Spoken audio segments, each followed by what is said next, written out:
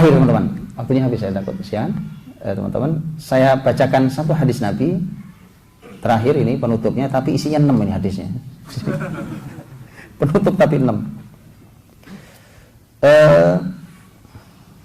Hadis bahkan dalam Sahihul Jami' dari Auf bin Malik radhiyallahu anhu, an Nabi sallallahu alaihi wasallam qala, akhafu alaikum sittan. Saya takut terjadi 6 hal pada kalian. Saya takut terjadi 6 hal pada kalian. Yang pertama, imaratus sufaha. Kalian dipimpin oleh orang-orang bodoh. Pemimpin kalian goblok-goblok. Bodoh. Kalau goblok itu masih bagusan. Sufaha itu orang, bisa jadi orangnya gelarnya tinggi, tapi safih. Safih itu akalnya dangkal. Kalau sekolah bisa tinggi, gak ada urusan dengan akademik kalau ini. Akalnya itu tidak bisa, tidak tahu cara mengatur sesuatu padahal dia pemimpin. Makanya di dalam tema di dalam surat An-Nisa ayat 5, ayat 6, Allah SWT berfirman tentang kata sufaha. Ini salah satu kata sufaha. Allah berfirman, wala tu'tus sufaha amwalakumul lati ja'alallahu lakum qiyamah. Kalian jangan memberikan harta kalian pada sufaha. Sufaha itu siapapun yang belum tahu cara mengendalikan harta. Ya, karena harta ini kata Allah jadikan untuk penegak kehidupan kalian. Nah, bayangkan orang tidak mengerti cara mengatur harta umat ini jadi pemimpin, maka hancurlah umat ini. Hadis ini diriwayatkan oleh Imam Ahmad, tetapi hadisnya dhaif, tapi ini ada syawahid, artinya ada hadis-hadis riwayat lain yang secara riwayat sahih, kurang lebih semisal. Saya bacakan hadisnya. Ini menarik. Nabi berkata di hadapan para sahabat, kata Nabi la ghairud dajjal akhwafuni ala ummati. Kata Nabi, ada selain Dajjal yang lebih aku takutkan menimpa umat ini. Nah, ini selama ini kita tahu bahwa fitnah terbesar Dajjal gitu ya. Dan ini hadis ada sekali lagi ada syawahidnya. Ada syawahidnya, ada riwayat Abu Dawud, ada riwayat At-Tirmidzi, dan para ulama mensahihkan kalimatnya semisal.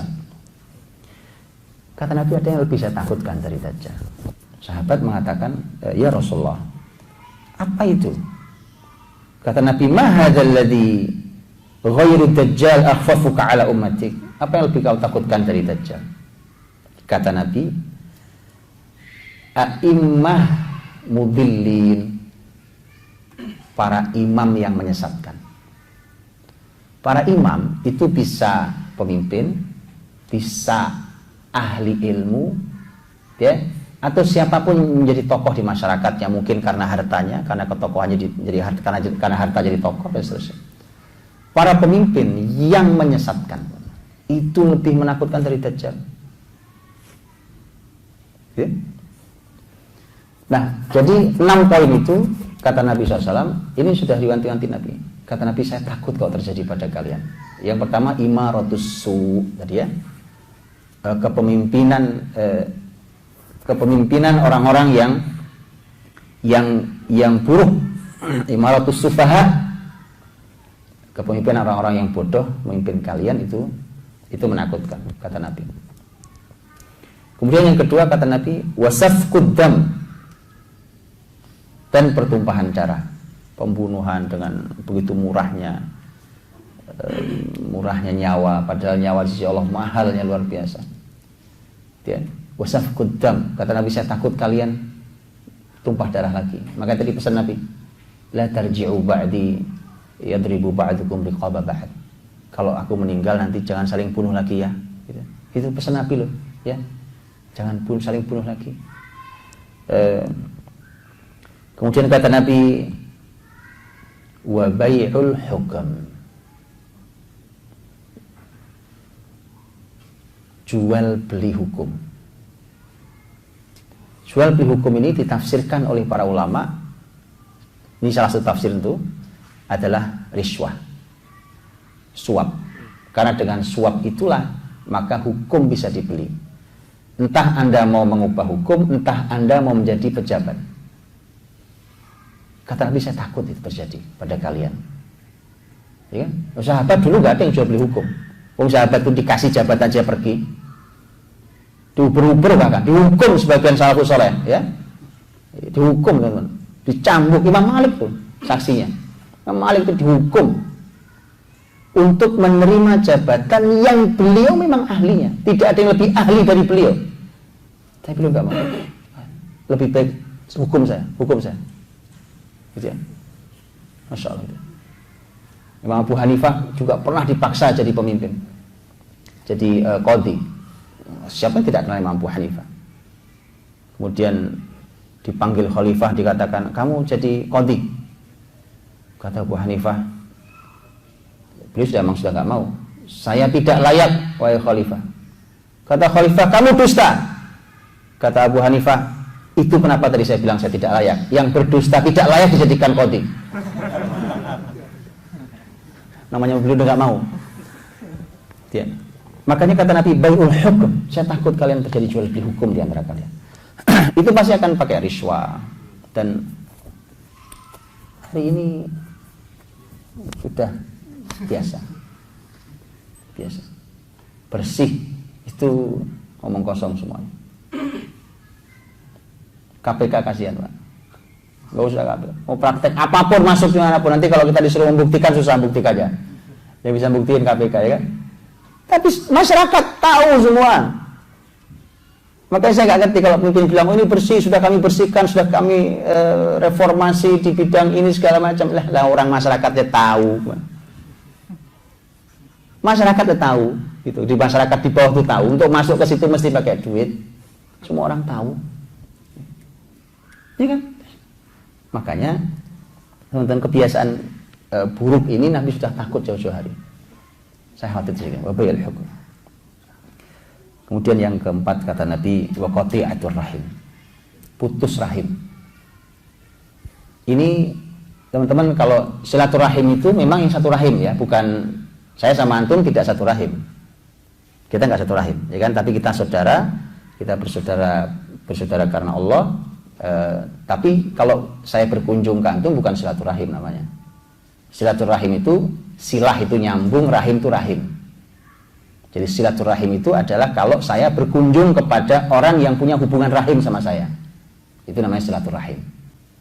Kalau berkunjung pada saudara seiman yang tidak ada hubungan dengan rahim, namanya ziarah.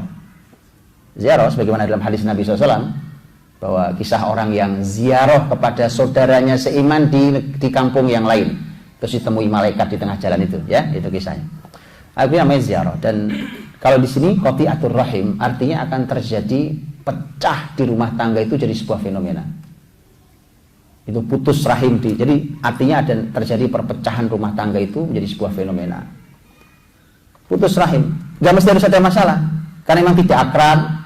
Dulu mereka masih bisa ngumpul kalau lebaran karena orang tuanya masih hidup. Orang tuanya meninggal, bubar.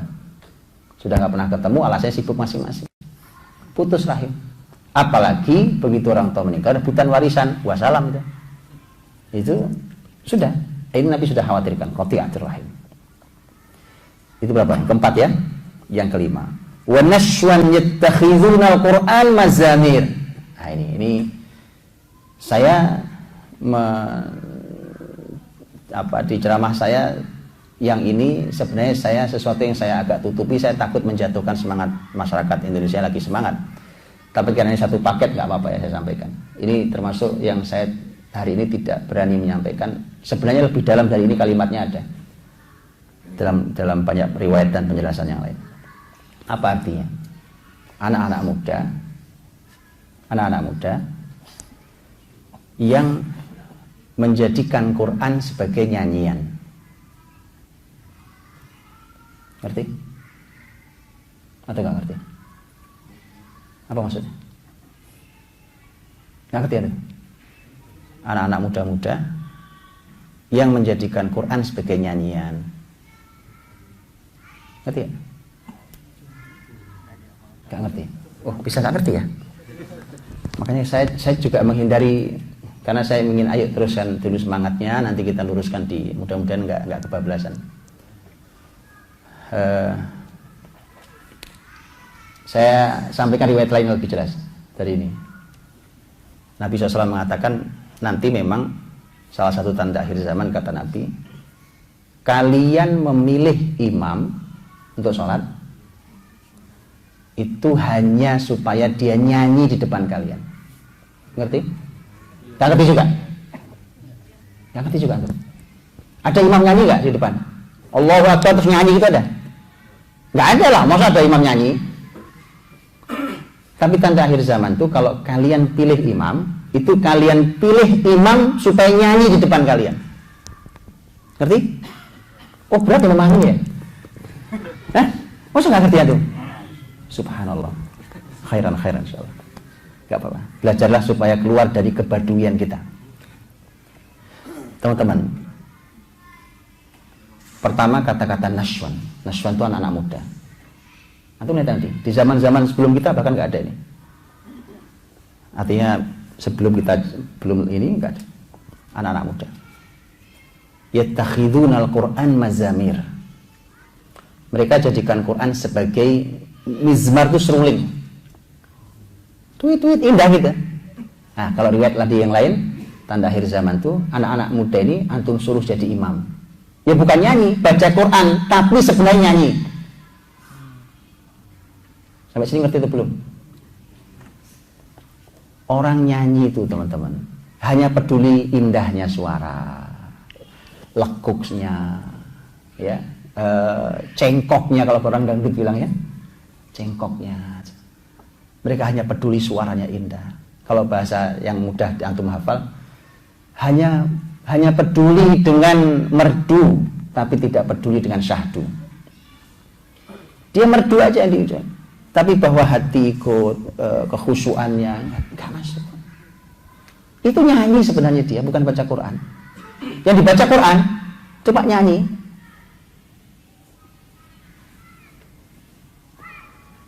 Maka saya mohon maaf, ini tidak terlalu vulgar, tapi saya coba haluskan sedikit karena saya khawatir jadi fitnah. Ketika saya diminta untuk mengisi ya ini komunitas yang begini, anak muda yang masya Allah sebenarnya semangatnya, saya bilang saya akan datang kalau antum luruskan niat. Wah maksudnya gimana Ustaz? Lurusin niat dulu aja. Antum ini hafal Quran apa jadi imam sana sini, lurusin niat deh. Saya tidak nuduh antum, tidak, karena saya punya data, itu masalahnya. Saya tidak nuduh antum, tapi yuk luruskan niat bareng-bareng, berusaha nanti saya datang. Sampaikan ini ke semua teman-teman yang ada. Karena apa teman-teman? Ini masya Allah, ini sudah akhirnya salah tempat. Quran itu hudan, petunjuk. Yang kalau dibaca itu masya Allah, sahabat itu merasakan hadirnya surga, neraka, rahmat Allah, azab Allah, kemudian bagaimana bisa menangis mereka di sholatnya, hadir luar biasa. Kemudian orang hanya geleng-geleng karena indah suaranya. Itu memang tanda akhir zaman itu di antara tanda akhir zaman itu. Jadi Quran itu cuma buat nyanyian. Nah masalahnya si penyanyi yang hafal Quran itu antum jadi imam. Itu penyanyi bukan sebenarnya. Dan itu naswan itu anak-anak muda. Jelas banget bahasa Nabi. Ini teman-teman saya mohon maaf ya, ini saya menghindari pembahasan ini sebenarnya di banyak, tapi karena ada yang lebih serem dari kalimat ini di penjelasan para ulama sebenarnya. Cuma saya tidak sampaikan di sini. Saya cuma khawatir menurunkan semangat. Teruslah bersemangat. Menghafal Quran itu memang sudah bagian dari syariat ini, tak terpisahkan. Kemuliaannya jelas. Tapi luruskan niat. Gitu ya. Akhirnya begitu datang seorang penghafal Quran umpamanya kayak imam gitu ya, imam penghafal Quran umpamanya anak muda terkenal datang ke sebuah masjid. Di masjid itu bukan kekhusyuan yang terjadi, tapi histeris orang-orang. Anak muda-muda yang histeris. Ini artis betulan berarti. Yang histeris itu ketemu artis, betul ya? Kalau ketemu ahli Quran tuh orang lihat imannya nambah, tambah khusyuknya. Begitu beliau mulai membaca air mata, menitikkan air mata, penuh harap pada Allah. Itu Quran. Tapi begitu ketemu raja histeris, itu artis. Dan itu nyata di lapangan. Saya tahu persis. Saya bilang subhanallah, hadis ini beberapa riwayat Nabi termasuk yang ini nyata Nabi. Takut itu Nabi nyata. Jadi kalian nyanyi pakai Quran sekarang. Ya, teman-teman, hati-hati ya. Tolong diluruskan niat, ngafal Qurannya lanjut, jangan berhenti kan. Ngafal Qurannya lanjut, tapi tolong diluruskan niatnya. Quran itu hudan, kitab petunjuk. Ya, bertobatlah, mari tobat bareng-bareng, ya kan? Tobat bareng-bareng untuk itu semuanya. Dan kemudian yang keenam, kata Nabi, wa kathratus syurat. Kathratus syurat itu syurat itu sebenarnya tanda, tapi terjemahan di dalam penafsiran oleh para ulama di sini, kasratus syurat itu artinya adalah banyaknya para pengawal. Atau pengawal, yaitu pengawal para pemimpin. Jadi tanda itu termasuk tanda zaman. Bahkan ini takutkan Nabi, 1 dari 6. Yang saat Nabi takutkan adalah ketika para pemimpin itu pengawalnya tambah hari tambah banyak. Semua dikawal, pemimpin ini dikawal gitu ya. Gitu. Makanya dulu ada apa namanya? Saya dekat dengan salah satu pejabat di negeri ini. Ketika janjian sama saya di sebuah tempat yang macet, saya sudah sampai duluan gitu ya. Terus dia bawa pengawal, berhenti. Gitu datang, saya liatin aja. Dia tahu langsung maksud saya karena saya cukup akrab dengan beliau. Apa beliau bilang? Maaf Ustaz Budi, maaf, saya terpaksa pakai pengawal. Karena kalau enggak nanti enggak ketemu antum saya, karena macet banget ini. Lanjut, saya bilang lanjut. Tapi umat jangan dipersulit ya Pak. Sudah sampaikan. Nabi sudah bilang. Efeknya apa? Ulama menjelaskan. Efeknya apa? Efeknya masyarakat sulit menjangkau pemimpinnya. Padahal dulu orang mau nemui Umar, temui aja. Umar lagi tidur di bawah pohon loh. Lagi tidur, ngapain tidur sendiri dia? Gak ada yang ngawal, gak ada yang apa. Itu lagi di masjid, lagi terlentang di situ masjid. Gitu teman-teman ya. Bukan tidak boleh. Dalam ilmu siasat syariah, pemimpin dikawal itu boleh. Karena keselamatan mereka juga sangat penting. Karena orang besar dia di negeri ini umpamanya, dan orang sangat penting memakmurkan negerinya, dia harus dikawal. Karena bisa jadi banyak musuhnya. Tapi kemudian itu menjadi pola dan kemudian akhirnya menjadi sangat sulit orang bertemu dengan pemimpinnya.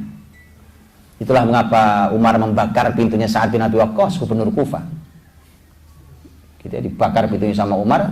Laporan masyarakatnya adalah karena dia punya rumah, pintunya tutupan mulu. Kata Umar, bakar aja.